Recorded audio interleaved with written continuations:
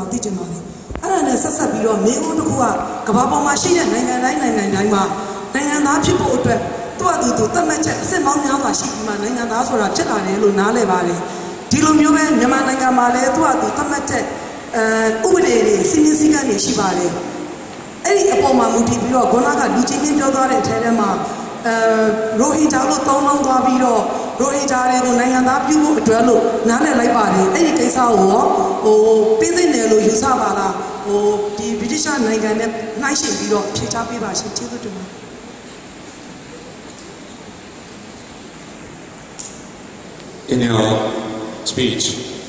the Bengalis people are referred to as Rohingyas, and there is no Rohingyas in this country to her views, and no Rohingyas in this country, what? There is no Rohingyas, according to her knowledge, there is no Rohingyas in this country, but Bengalis. So, and the thing is, why do you use the word Rohingya? That's the first question. And the second thing is about the citizenship law. Every country has their own standards of citizenship. Every country defines what citizenship is. So, in your speech, you said that these Bengalis or Rohingyas, whatever you call it, are to be granted citizenship. Compared to your British experience, how you would handle it if you were in our shoes? Thank you. Okay, I'm happy to answer that. First, you put it to me that there are no Rohingyas in your country. What I would say to that is, there are people who say what you've just said, and there are people who say, actually, there have been Rohingyas in your country for a very long time, certainly going back to previous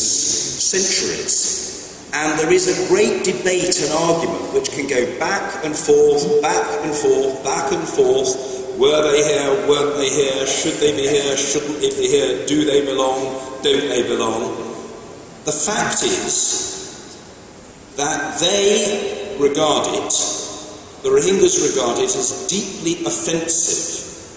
to be called Bengalis, which they regard as basically a way of saying, you're foreigners, we don't want you here, get out. And also, forgive me saying so, the fact is they are in your country and they are not the responsibility of any other country. They are going nowhere, and Bangladesh will not house them. In many cases, they have lived here for at least 3 generations, if not more. And when you say, how would we handle it if we were in your shoes, I think what I would say to you is we would want to handle the matter, and we want your government to handle the matter in a way that is internationally accepted by international human rights standards. And that must mean a review of the citizenship law. I didn't say, and I'm not arguing, that every single Rohingya is necessarily to be granted citizenship, but what I do say is that each case should be reviewed, and where people can show that they have lived in your country for 3 generations or more, they absolutely must be entitled to citizenship. The idea that they should be driven into the ground, or can be chucked out of the country, or can be treated as 2nd or 3rd or 4th class citizens because some people don't like them, is absolutely unacceptable. I'm sorry to use the word, but the attitude that they should be treated in that way, there's no other word for it, is racist. It is racist. And that racism, I'm afraid, is not internationally acceptable. So if the leadership of your country, your government, President Thein Sein and others, want your country to be regarded as an international exemplar of good behaviour, the sort of country in which people should invest, the sort of country that should enjoy respect around the world, then I'm afraid the simple fact is it must behave in a way that the international community regards as acceptable, decent and humane. You spoke to me, and I thank you for doing so, most courteously, but also most openly and candidly, as we would all want. And I hope you will understand that I am trying to show respect for you, not by waffling or mincing my words, but by giving you a very straightforward and robust answer. Let there be a review, let it be done in accordance with international standards, and let, if I may say so, a non-racist attitude prevail in the resolution of this long-running question.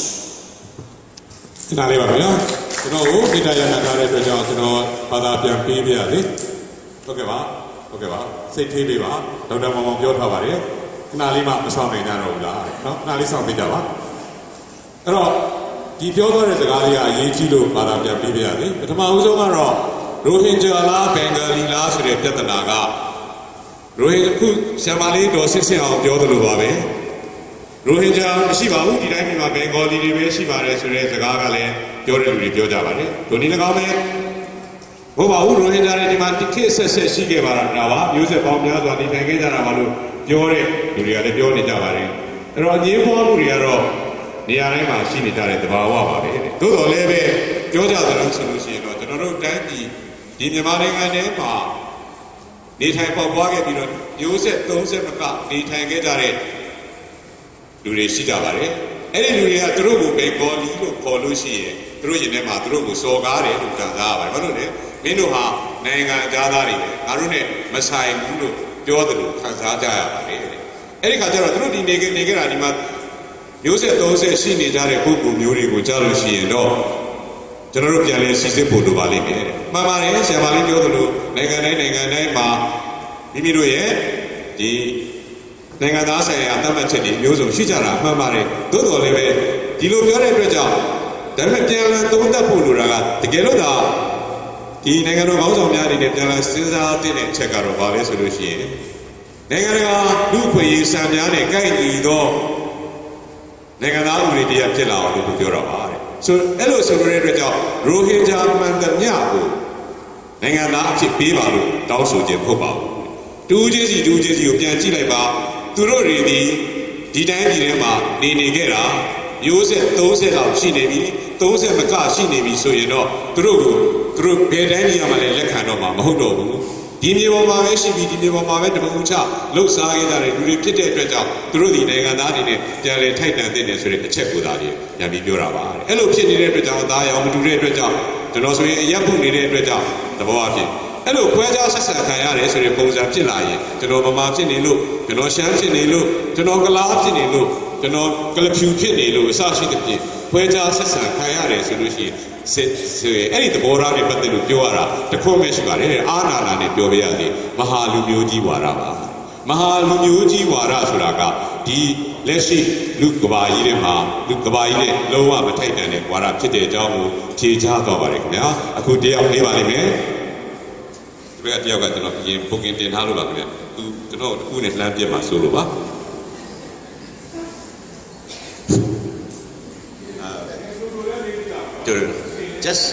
Just a comment and 2 questions.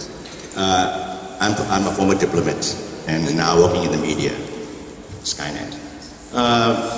One comment is, when I work with my Minister of Foreign Affairs, my minister said to me that we can choose a friend, but we cannot choose a neighbor. This is very important, I think. So asking that, this is very important comment that my minister mentioned. So I hope you understand that comment. Another one is, since you are an experienced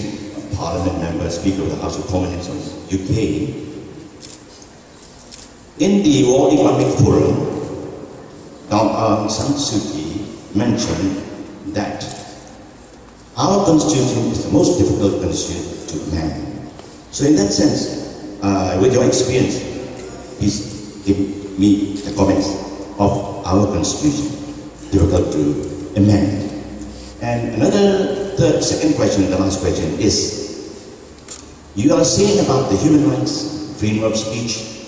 and democracy, and so many things. It is easy to say, but look at our people, look at our generation, look at the young generation. We need to know about such democracy and human rights, and such things, or the practice of your Western countries. So, to give you an example, the former ambassador of Australia here in those days, they did a wonderful job, that they are not criticizing anything about human rights in those days to our country, but they came here and taught us what is human rights. So I think this is very important for Britain, UK, to teach our younger generation of what is democracy. So the Americans are coming here, and Johns Hopkins University is coming here to teach us about human rights and many things. So what is your plan for that? Okay.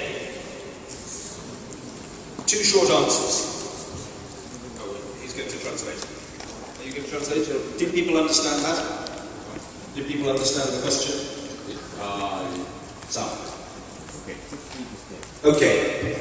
You asked about the difficulty of changing the constitution, and that Aung San Suu Kyi had herself said it's very difficult to change the constitution. Yes, it is. As I understand it, and you'll tell me if I'm wrong, 75% of the Parliament is required to support constitutional change. In fact, probably just over 75%, and a quarter can block it. And of course, a quarter of the Parliament is represented by the army. So if the army all stick together to block change, then they could succeed. I hope that the power of persuasion will work to ensure that more than 75% of the Parliament wants to change the Constitution, because unless the Constitution is changed, your democracy cannot come to fruition, and internationally it will be seen that things have not moved on satisfactorily at all. So I hope, even if not out of principle, and I hope it will be from principle, out of a realisation of your country's own interest, Parliament will vote for decisive change, including the right of a free choice as to who will be your next president, with Dorsu having the chance to be a candidate and not subject to this ridiculous arbitrary restriction. Secondly, you say, well, human rights are important, but isn't it necessary for people to come and talk about human rights, explain human rights, celebrate human rights to your people, your young people? Well, reinforcement, I think I would say, is important, and I'm very open, that's why I'm here, to visits of this kind and more visits and exchanges between our two countries, evening scholars, people coming to the UK to study and learn, people from the UK coming here. But I do think that a lot of your people, if I may say so, a lot of your young people have got a basic thirst for democracy. It may be that the question of how to achieve democratic change is something with which you certainly need help, but I don't think there's much doubt that most of your people want change, because if you ask very simply, what does it mean, democracy and human rights, the right not to be killed or tortured because of your views, the right to stand up for what you believe, the right to organise politically independently of the government, the right to stand for Parliament, the right of different parties to operate. I mean, these are quite simple concepts. How to make them happen effectively, sure, you need help, and we and others must help to deliver that assistance. But I believe that the flame of freedom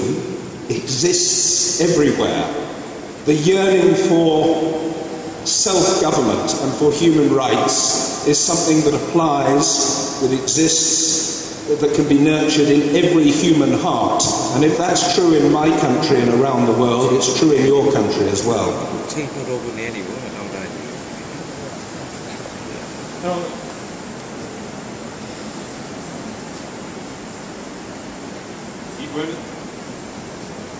Deep